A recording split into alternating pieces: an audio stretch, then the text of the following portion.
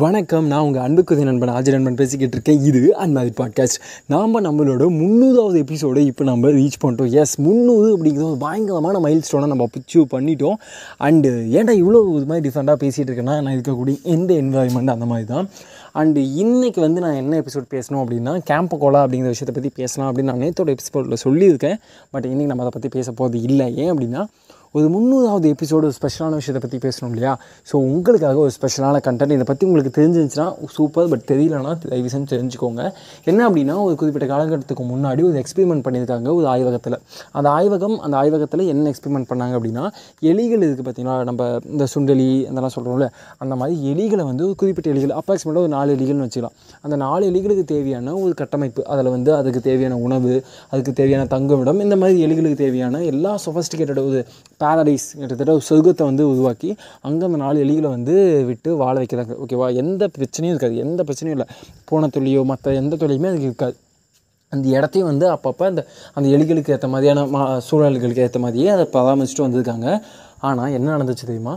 4 வருஷத்துலேயே அந்த எலிகள் அனைத்துமே செத்து போச்சு. என்னடா சொல்கிற, ஒரு சொர்க்கத்தில் விட்டால் செத்து போயிடுவோமானா? எஸ், அதுதான் அங்கே நடந்ததுக்கு.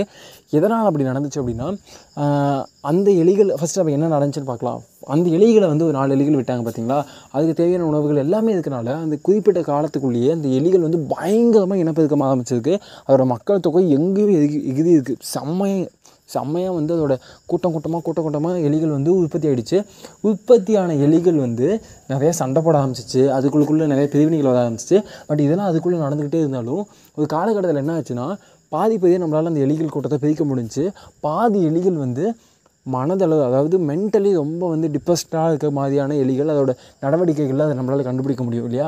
அந்த மாதிரி, அதாவது மற்ற எலிகளோடு சேர்ந்து கூட்டமாக இல்லாமல் அது தனிமையை விரும்பக்கூடிய மனநிலை இருக்க மாதிரியே அதோட ஆக்டிவிட்டியை நீங்கள் க்ளோஸாக அதையே ஃபாலோ பண்ணிட்டுருக்கீங்கன்னா உங்களால் கண்டுபிடிக்க முடியும். அதை ஒரு சில எலிகள்கிட்டையும் மீதி இருக்க எலிகள் உடல் அளவில் ரொம்ப வலிமை இழந்து வந்திருக்கு. ஏன் அப்படின்னா, அதுக்கு போராட்டம் அப்படிங்கிற குணமே இல்லாமல் போயிடுச்சு. அதனால் அதுக்கு தேவையே இல்லைல்ல, அதுக்கு தேவையான உணவு எல்லாமே அதுக்கிட்டே இருக்குது. மிஞ்சி போனால் அந்த கூட்டத்தில் இருக்கக்கூடிய அந்த சக எலிகள்கிட்ட மட்டும் தான் சண்டை போட போகுது. அது வேறு ஏதாவது அதுக்குள்ளுக்குள்ள இருக்கக்கூடிய மாற்று கருத்துக்களுக்கு. அதனால் அடுத்த தலைமுறை அப்படிங்கிறது ரொம்ப ரொம்ப ரொம்ப வீக்கான ஒரு தலைமுறையாக மாறி இருக்குது. அதனால் அது அப்படியே மக்கள் தொகையும் குறைய ஆரம்பிச்சிருக்கு. எவ்வளோ வேகமாக மக்கள் தொகை எகிரிச்சோ அதே வேகத்தில் மக்கள் தொகை இறங்க ஆரம்பிச்சிருக்கு, அதாவது இந்த எலிகளுக்குள்ளே.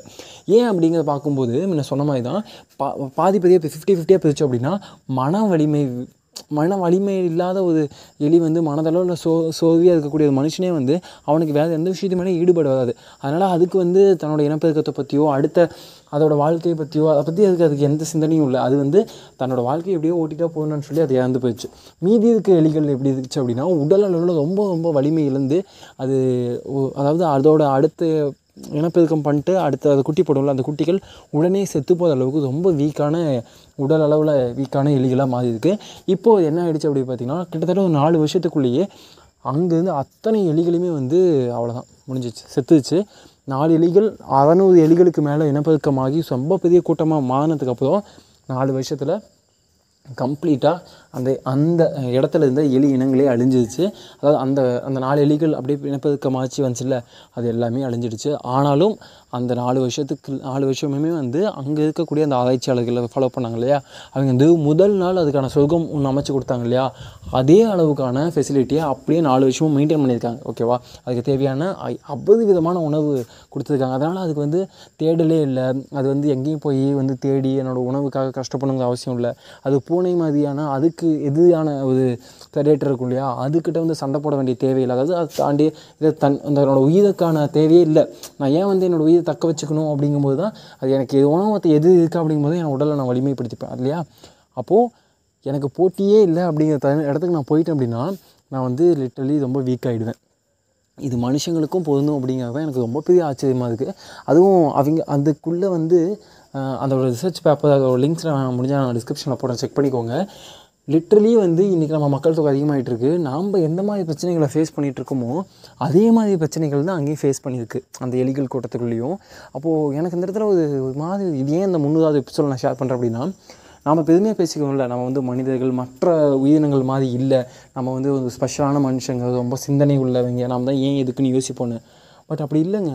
நீங்கள் அந்த ரிசர்ச் பேப்பர் நான் கம்ப்ளீட்டாக படித்து பார்க்கல. நான் ஒரு வீடியோ சம்மதி மட்டும் பார்த்துட்டு அந்த ரிசர்ச் பேப்பர் ஜென்ரலாக படிச்சிருக்கேன். நான் கம்ப்ளீட்டாக படிச்சுட்டு நான் உங்களுக்கு இன்னொரு நாள் கம்ப்ளீட்டாக தெளிவாக உங்களுக்கு எக்ஸ்பிளைன் பண்ணுறேன். இப்போது இது மாதிரி விஷயம் நடந்ததுக்கு நீங்கள் அதை பற்றி பாருங்க அப்படிங்கிறதுக்காக தான் சொல்கிறேன். லிட்ரலி பார்த்தீங்கன்னா நம்ம ஆராய்ச்சியாளர்கள் அதை பண்ணுறோம், சைக்காலஜி நிறைய விஷயங்கள் பண்ணாலும் நீங்கள் கம்பேரிட்டிவாக சமூகத்துக்குள்ளே நடக்கக்கூடிய இந்த பிரச்சனைகள்லாம் பார்த்திங்கன்னா அந்த ஆர்டிக்கல் நீங்கள் அதாவது அந்த ரிசர்ச் பேப்பரில் என்ன இருந்துச்சோ லிட்ரலி நம்ம இங்கே ஃபேஸ் பண்ணிகிட்டு இருக்க மாதிரி இருக்கும். நாம் தான் அந்த எலிக்கூட்டங்களில் உழுவது அப்படிங்கிற மாதிரி இருக்கும். ஆனால் இதை நம்ம எப்படி கையாளுறோம் அப்படிங்கிறது ரொம்ப ரொம்ப முக்கியமான விஷயம். சில பேர் இதுக்கு தான் வந்து மக்கள் தொகை குறைப்பு அதுக்காக தான் வந்து தேவை இருக்குது. ஏன்னா மக்கள் தொகை அதிகமாக மக்களுக்கு தேவையான அப்போ உணவாக இருக்கட்டும், தங்குமிடமாக இருக்கட்டும், அது எல்லாமுக்குமான சண்டைகள் அதிகரிக்கும் அப்படின்னு. ஒருவேளை எனக்கு அதை தாண்டி இன்னொரு விஷயமும் தோணுச்சு. நமக்கு தேவையான எல்லா விஷயமும் நமக்கு கிடச்சிச்சின்னு வைங்களேன், நம்ம ஏன் வாழணும்? நாளைக்கு ஒரு நல்ல எபிசோடில் பார்க்கலாம். அது வரைக்கும் வெயிட் பண்ணுங்கள். நான் உங்கள் அன்புக்குரிய நண்பன் ஆர்ஜே நண்பன்.